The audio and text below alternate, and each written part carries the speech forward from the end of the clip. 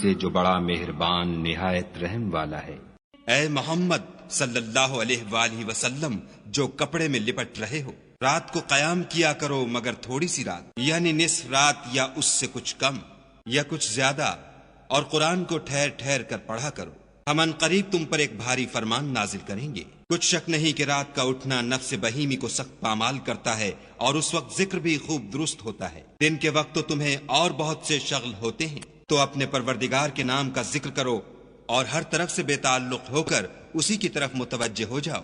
وہی مشرق اور مغرب کا مالک ہے، اور اس کے سوا کوئی معبود نہیں، تو اسی کو اپنا کارساز بناؤ۔ اور جو دل آزار باتیں یہ لوگ کہتے ہیں ان کو سہتے رہو، اور اچھے طریق سے ان سے کنارہ کش رہو۔ اور مجھے ان جھٹلانے والوں سے جو دولت مند ہیں سمجھ لینے دو، اور ان کو تھوڑی سی مہلت دے دو۔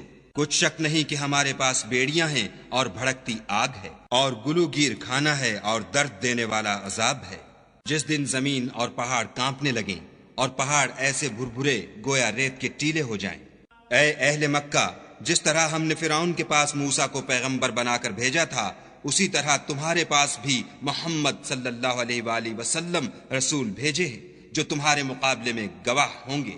سو فرعون نے ہمارے پیغمبر کا کہا نہ مانا، تو ہم نے اس کو بڑے وبال میں پکڑ لیا۔ اگر تم بھی ان پیغمبر کو نہ مانو گے تو اس دن سے کیوں کر بچو گے جو بچوں کو بوڑھا کر دے گا، اور جس سے آسمان پھٹ جائے گا، یہ اس کا وعدہ پورا ہو کر رہے گا۔ یہ قرآن تو نصیحت ہے، سو جو چاہے اپنے پروردگار تک پہنچنے کا راستہ اختیار کر لے۔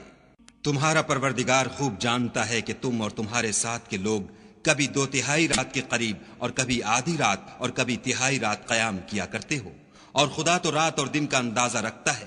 اس نے معلوم کیا کہ تم اس کو نبھا نہ سکو گے تو اس نے تم پر مہربانی کی، پس جتنا آسانی سے ہو سکے اتنا قرآن پڑھ لیا کرو۔ اس نے جانا کہ تم میں بعض بیمار بھی ہوتے ہیں، اور بعض خدا کے فضل یعنی معاش کی تلاش میں ملک میں سفر کرتے ہیں، اور بعض خدا کی راہ میں لڑتے ہیں، تو جتنا آسانی سے ہو سکے اتنا پڑھ لیا کرو، اور نماز پڑھتے رہو اور زکوٰۃ ادا کرتے رہو، اور خدا کو نیک اور خلوص نیت سے قرض دیتے رہو، اور جو عمل نیک تم اپنے لیے آگے بھیجو گے اس کو خدا کے ہاں بہتر اور صلے میں بزرگ تر پاؤ گے، اور خدا سے بخشش مانگتے رہو، بے شک خدا بخشنے والا مہربان ہے۔